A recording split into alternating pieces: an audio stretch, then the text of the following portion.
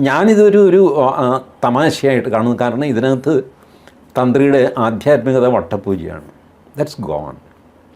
ഞാൻ തുടക്കത്തിൽ പറഞ്ഞിരുന്നു, തന്ത്രസമുച്ചയം വലിയ അടിസ്ഥാന ഗ്രന്ഥമാണല്ലോ. തന്ത്രസമുച്ചയത്തിൻ്റെ ആദ്യത്തെ ശ്ലോകത്തിൽ ഗുരു ലക്ഷണം പറയുന്നുണ്ട്. തന്ത്രിയുടെ യോഗ്യതയെപ്പറ്റി അതിൽ പറയുന്നുണ്ട്. അതിലെ യോഗ്യതയുള്ള എത്ര തന്ത്രിമാരുണ്ട് കേരളത്തിൽ? അപൂർവം കാണും കേട്ടോ. ഞാൻ കണ്ടിട്ടില്ല എന്ന് വിചാരിച്ചിട്ട് അങ്ങനത്തെ ആൾക്കാരില്ല എന്നൊന്നും പറയാൻ ഞാൻ തയ്യാറില്ല. ഉണ്ടാവും. അവരെ ആർക്കും അറിയില്ല. അവർക്ക് ടി വിക്കാർക്കും അറിയില്ല, ഭക്തന്മാർക്കും അറിയില്ല, ആർക്കും അറിയില്ല. പക്ഷേ ഈ തന്ത്രി ഇദ്ദേഹം അറസ്റ്റിലായ ദിവസം അദ്ദേഹം പറയണമായിരുന്നു, ഞാൻ തന്ത്രം ഒഴിയുന്നു, മതി, ഇനി ഈ ജന്മം എനിക്ക് ഒരു സ്ഥലത്തും തന്ത്രം വേണ്ട, ഞാൻ അശുദ്ധനായി, കാരാഗ്രഹത്തിലായി, ഫിനിഷ്, എനിക്കിനി വേണ്ട. നമ്പർ 2, നിങ്ങളുടെ ആധ്യാത്മികതയിൽ നിങ്ങൾക്ക് വിശ്വാസമുണ്ടെങ്കിൽ നിങ്ങൾ പറയണം, എനിക്ക് ജാമ്യം വേണ്ട, ഞാൻ ജാമ്യാപേക്ഷ മൂവ് ചെയ്യുന്നില്ല, കോടതി വിടുമ്പോൾ വിട്ടോട്ടെ. കേരളം മൊത്തം എണീറ്റ് നിന്ന് കൈയടിക്കും തന്ത്രിക്ക് ആ ആധ്യാത്മികതയുടെ മുമ്പിൽ. പക്ഷേ അത് പറയണമെങ്കിൽ അത്ര ആധ്യാത്മിക ശക്തി ഉള്ളിൽ വേണം. അതുണ്ടോ ഇദ്ദേഹത്തിന്? ഉണ്ടെങ്കിൽ ഫൈൻ. പക്ഷേ ഇതുവരെ അത് ഉണ്ട് എന്ന് പ്രവൃത്തിയിലോ പറച്ചിലോ തെളിഞ്ഞിട്ടില്ല. അതാണ് ഇതിൻ്റെ ദുഃഖകരമായ ആ ഒരു വശം. ഇതിൻ്റെ തമാശ ഞാൻ നേരത്തെ പറഞ്ഞ റോൾ റിവേഴ്സലാണ്. ഞാനല്ല നീയാണെന്നത്, നീയല്ല ഞാനാണെന്ന് പറഞ്ഞു. ഈ സർക്കാർ ആ ഒരു ബാക്ക് ഫുട്ടിലായ സമയത്ത്, അതായത് പോറ്റിയെ കയറ്റി എന്നുള്ള പാട്ടൊക്കെ വന്നല്ലോ, അപ്പോൾ ആ ഒരു ഇത് വരുന്ന സമയത്ത് തന്ത്രിയും കൂടി ഇതിൽ പിടിച്ചിട്ടാൽ സർക്കാരിൻ്റെ ഒന്ന് കൈ കഴുകി സർക്കാരിനൊന്ന് രക്ഷപ്പെടാമെന്നുള്ള ചിന്ത കൊണ്ടായിരിക്കുമല്ലോ തന്ത്രിയെ ഇത് ചെയ്യുന്നത്. അതെന്തുകൊണ്ടാണ്? എങ്ങനെ? എനിക്ക് അതിൻ്റെ ഇക്വേഷനെ എനിക്ക് മനസ്സിലാകുന്നില്ല. തന്ത്രിയെ അറസ്റ്റ് ചെയ്താൽ സർക്കാർ രക്ഷപ്പെടുന്നത് എങ്ങനെ? എന്തിൽ നിന്ന് രക്ഷപ്പെടുന്നു? ഞാൻ പറയുന്നത്, തന്ത്രി കോൺഗ്രസ്സുകാരനാണെങ്കിൽ നിങ്ങൾ ഈ പറയുന്ന ന്യായം ശരി. തന്ത്രി കോൺഗ്രസ് ആണോ? അല്ലല്ലോ, പിന്നെന്താ? അതുപോലെ തന്ത്രിയെ അറസ്റ്റ് ചെയ്ത് മന്ത്രിയെ രക്ഷിച്ചു. തന്ത്രിയെ അറസ്റ്റ് ചെയ്ത് കഴിഞ്ഞാൽ മന്ത്രി രക്ഷപ്പെടുന്നത് എങ്ങനെയാണ്? തന്ത്രിയെ അറസ്റ്റ് ചെയ്യാതെ തന്നെ മന്ത്രിയെ വേണമെങ്കിൽ അറസ്റ്റ് ചെയ്യാം. തന്ത്രിയെ അറസ്റ്റ് ചെയ്ത് കഴിഞ്ഞിട്ട് മന്ത്രിയെ അറസ്റ്റ് ചെയ്യാം. രണ്ടുപേരെയും ഒരുമിച്ച് വേണമെങ്കിൽ അറസ്റ്റ് ചെയ്യാം. രണ്ടുപേരെയും അറസ്റ്റ് ചെയ്യാതെയും ഇരിക്കാം. ഇത് തമ്മിൽ എന്ത് ബന്ധം എനിക്ക് മനസ്സിലായി. ഒരു ഇന്ദ്രായുടെ ബന്ധമല്ല, അത് ഞാനൊന്നും കാണുന്നില്ല തന്ത്രിയും മന്ത്രിയും തമ്മിൽ. അതുപോലെയാണ് തന്ത്രിയെ അറസ്റ്റ് ചെയ്ത് പിണറായി രക്ഷപ്പെടുന്നു. എങ്ങനെ രക്ഷപ്പെടുന്നു? എനിക്ക് പിണറായിയുടെ യാതൊരു ആനുകൂല്യമില്ല. ബട്ട് ആ ഇക്വേഷൻ എനിക്ക് മനസ്സിലാകുന്നില്ല. തന്ത്രി കോൺഗ്രസ്സുകാരനാണെങ്കിൽ നിങ്ങൾ ഈ പറഞ്ഞത് ശരി, കമ്മ്യൂണിസ്റ്റുകാരൊക്കെ കള്ളത്തരത്തിന് ജയിലിലായി, ഒരു കോൺഗ്രസ്സുകാരനും കൂടെ കിടക്കട്ടെ, അപ്പോൾ പിന്നെ എന്ത് ചെയ്യുമെന്ന് നോക്കാമല്ലോ. ഇതങ്ങനെയല്ല, പുള്ളി കോൺഗ്രസ് അല്ലല്ലോ. അതോ ഇനി ആണോ? ഈ കമ്മീഷണറും ഒക്കെ ഇടതുപക്ഷമാണല്ലോ.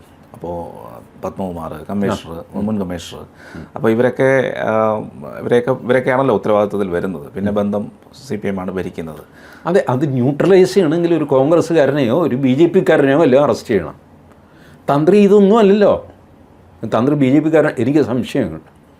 കാരണം കോൺഗ്രസ്സുകാരും BJP-കാരും ഇപ്പോൾ തന്ത്രിയെ പിന്തുണയ്ക്കുന്നു. അങ്ങനെ ജാമ്യം കിട്ടിക്കഴിഞ്ഞപ്പോൾ, ജാമ്യമാണ് കിട്ടിയിരിക്കുന്നതേ.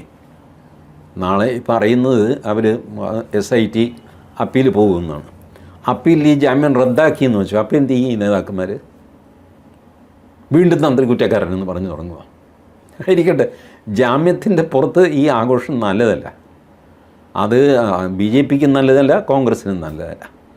പക്ഷേ ഇങ്ങേര് ഈ തന്ത്രി ഒരു പൊളിറ്റിക്കൽ ഫിഗർ അല്ലാത്തിടത്തോളം കാലം തന്ത്രിയെ അറസ്റ്റ് ചെയ്ത് എന്ത് രാഷ്ട്രീയ ഗുണമാണ് ഈ സർക്കാരിന് കിട്ടാനുള്ളത്? ഒന്നുകിൽ തന്ത്രി കോൺഗ്രസ് ആയിരിക്കണം, അല്ലെങ്കിൽ BJP ആയിരിക്കണം. ഇത് രണ്ടും അല്ലല്ലോ. അതാണ് ഞാൻ ഇടയ്ക്ക് ചോദിച്ചു, ഇനി ആണോ? ഇതിലേതോ ഒന്നാണോ? അങ്ങനെയാണെങ്കിൽ ശരി. അങ്ങനെയാണെങ്കിൽ അതവർ തുറന്ന് പറയട്ടെ. തന്ത്രി BJP-കാരനാണ്, തന്ത്രി കോൺഗ്രസ്സുകാരനാണെങ്കിലും ഈ പറഞ്ഞ ഇക്വേഷൻ ശരിയാണ്. പക്ഷേ എൻ്റെ അന്വേഷണത്തിൽ പുള്ളി ഇത് രണ്ടുമല്ല. എന്തെങ്കിലും ആണെങ്കിൽ പുള്ളിക്ക് ഒരല്പം ഇടതുപക്ഷ ചായവാണുള്ളത് എന്നാണ് എൻ്റെ അന്വേഷണം. എനിക്ക് വലിയ പിടിപാടൊന്നുമില്ല ഈ ചെങ്ങന്നൂർ ഏരിയയിൽ. ബട്ട് ചില ബന്ധങ്ങളൊക്കെ ഉണ്ടല്ലോ. അത് വെച്ച് ഞാൻ അന്വേഷിച്ച് കഴിഞ്ഞപ്പോൾ പുള്ളിക്ക് അങ്ങനെ പ്രകടമായ രാഷ്ട്രീയമൊന്നുമില്ല എന്നാൽ എന്തെങ്കിലും രാഷ്ട്രീയം ഉണ്ടെങ്കിൽ അത് ഇടതുപക്ഷ രാഷ്ട്രീയമാണ്. പുള്ളി അഗ്രികൾച്ചറൽ ഡിപ്പാർട്ട്മെൻറ്റിൽ ഇരുന്ന കാലം മുതൽ സർക്കാർ ഉദ്യോഗം വഹിച്ച ആളല്ലേ തന്ത്രി. ആകാശത്ത് നിന്ന് ദൈവത്തിൻ്റെ അനുഗ്രഹം വാങ്ങിച്ച് വന്നൊന്നുമല്ല ഇപ്പോൾ പറയുന്നത് കേട്ട് കഴിഞ്ഞാൽ എൻ്റെ ദൈവമേ. അത് പോട്ടെ, he was A government service. After retirement with pension അദ്ദേഹം തന്ത്രിയാകുന്നു. അല്ല, അതല്ല, ഈ തന്ത്രിയും കൂടെ ആണെങ്കിൽ ക്ഷേത്രാധികാരികൾ ആണ് ക്ഷേത്രത്തിൽ മൊത്തത്തിൽ ഈ ഒരു ഇതിനെല്ലാം കളവിന് കൂട്ടുനിന്നു, അപ്പോൾ ഞങ്ങൾ മാത്രമല്ല എന്നുള്ള അർത്ഥത്തിൽ ആയിക്കൂടെ? അല്ല, അതൊക്കെ വളച്ചു ചുറ്റി പറയാമെന്നുള്ളതല്ലാതെ ഒരു പ്ലെയിൻ ഇക്വേഷൻ വരുന്നില്ല അവിടെ.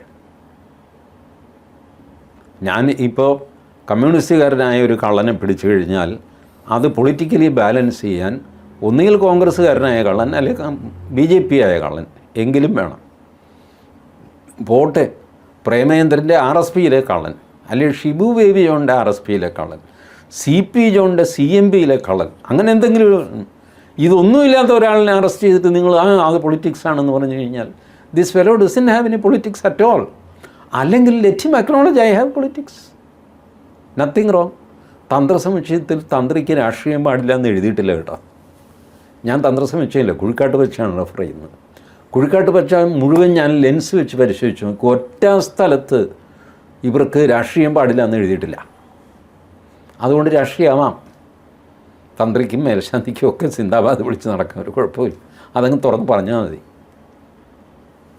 ഇത് അർത്ഥശൂന്യമായ കാര്യമാണ്.